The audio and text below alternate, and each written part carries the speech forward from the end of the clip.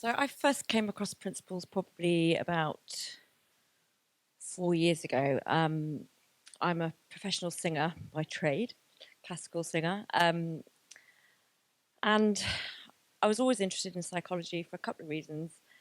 Firstly, on my own journey, I kind of had a few ups and downs, and depression was something that ran in my family. So I at some point in my 20s, had a bit of a thing about, oh, is this something that I'm going to get? Like whenever I had what I now know to just be a bit of a low mood, I used to slightly beat myself up about it. And I didn't really like the feeling state that I would get into. Um, and so through that, I started getting interested in counselling, self help. I bought a lot of books. How can I make myself feel better about things? Um, and it was through that journey really that I also got interested in working with people, a bit like we're talking about the caring label. I always felt that I really enjoyed. I felt like I was somebody that people approached a lot when they had problems. They wanted to talk things out with me, and I just loved being in that space with people and being one-on-one with them. So alongside my singing, I started doing a bit of training. I did 2 years of a counselling course. I then went on to do a hypnotherapy training. But there was just something about it that didn't quite sit right with me. And there was just this little feeling within me that, yeah, I kind of get it, but things weren't quite shifting for me on the inside. Like there was just, I was still going in and out of my experiences and just feeling, this hasn't really changed my life. This hasn't quite sat with me somehow. And then through a friend of mine, I got introduced to principles, and it was just some online talks, I think, from the Innate Health Conference. And I remember listening to them, and I had no idea what everyone was on about. So if you're here and you don't know anything about it and you're totally confused, don't worry. I didn't have a clue.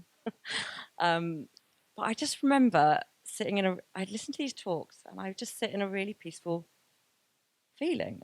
And it would stay with me for a little bit longer each time. And there was just something in it that resonated, that kind of made sense to me. I'd always been quite a spiritual person as well. I'd been quite into church in my 20s. That was kind of one of my ways of kind of seeking out how to sort out the things going around in my head. And I'd kind of backed away from that. So I think at first when anybody talked about wisdom or God, I was really kind of not comfortable with that. Is this religion? Is this, it didn't feel comfortable. But gradually I began to see that it really wasn't about that, that whenever we're talking about this understanding, we use words, but we're not really pointing to anything. It's completely formless. It's not religion. It's not God. It's just a human way of explaining our human experience. That's it. And I began to see that. And as I first began to be a bit affected by this, it was only 2 months later, my dad was diagnosed with terminal cancer, which just hit me like a bullet train, really. And in those 8 months, he was only with us for 8 months, but I had my highs and I had my lows, but there was just something that I just kept coming back to in this.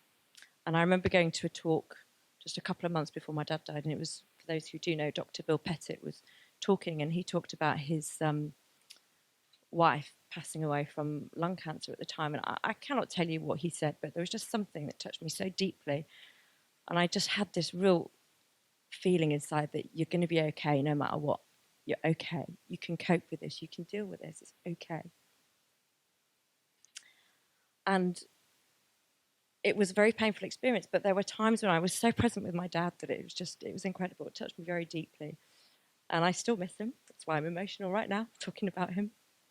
But it really changed me from then on in. And then I remember sort of a few months down the line, I was still going to talks and learning and stuff.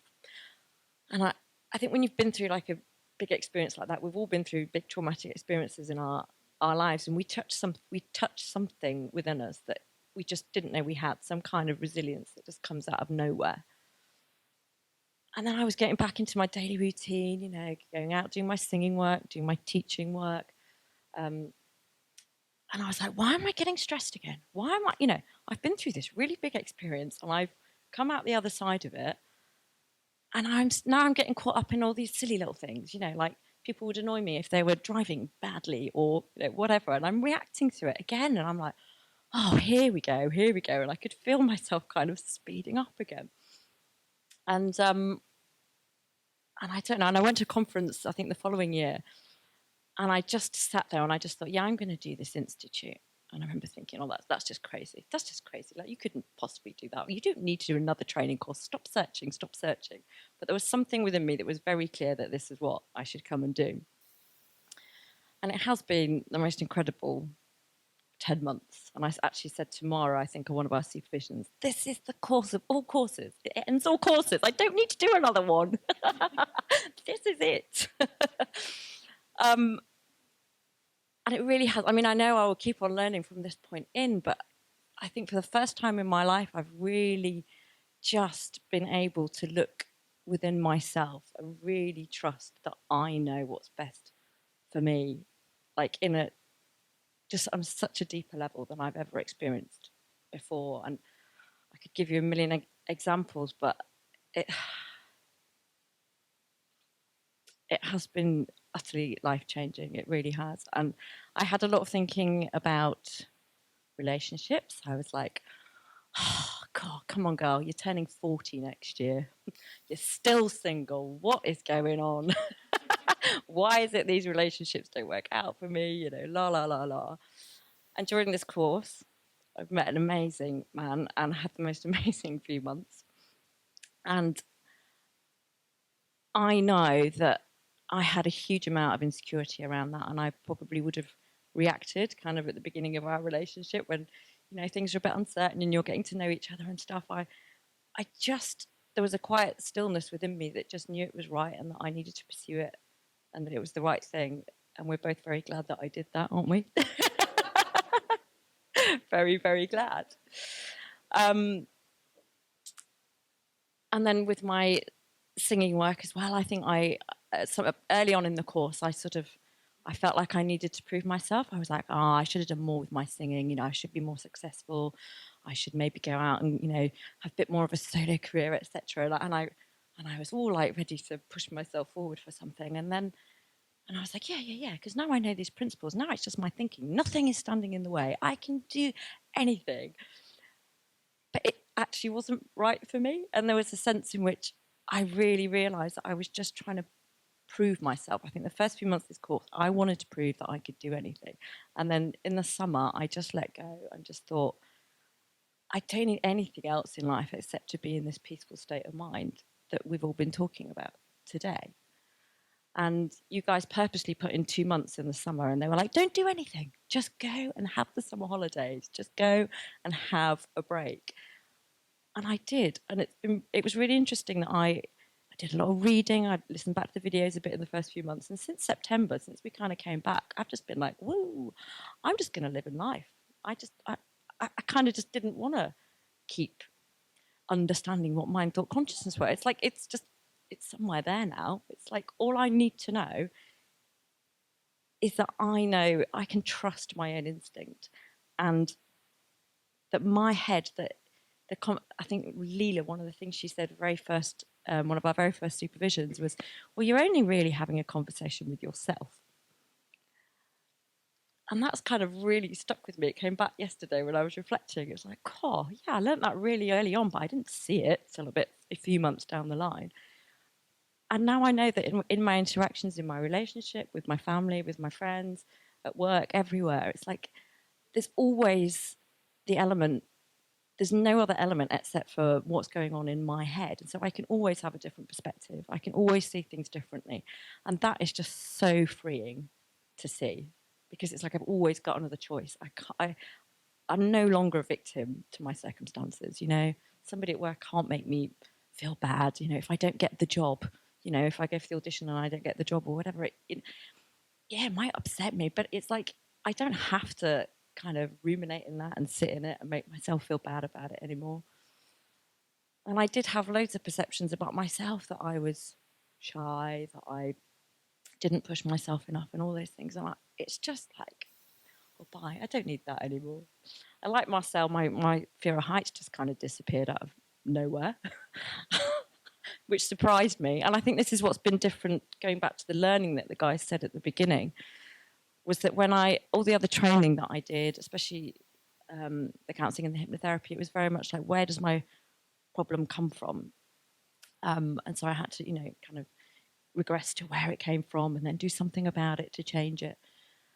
And with this understanding, like I've not really been going into anything that's been going on in my head. I've just been trying to understand the human experience. That's it. I've just been living more in the moment.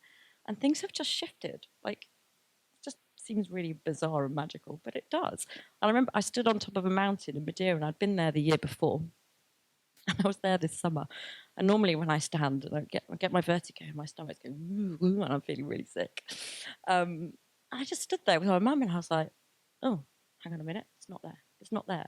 And then the hilarious thing was I tried to get it back. I was like,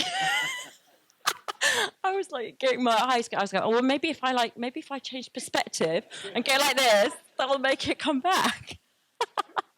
And it just didn't. And then we went to another lookout point that I'd been to again the year before. I thought, well, maybe it'll happen here. Maybe it'll happen here. And it was just so funny. And my mum was like, don't you feel funny? And I was like, no, I think it's gone.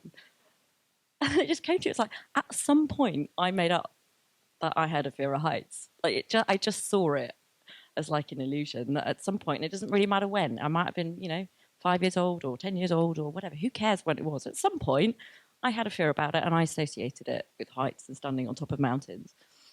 And I was like, well, if I made it up, why would I don't want it anymore. At some point, let it go. But it doesn't have to be a conscious thing.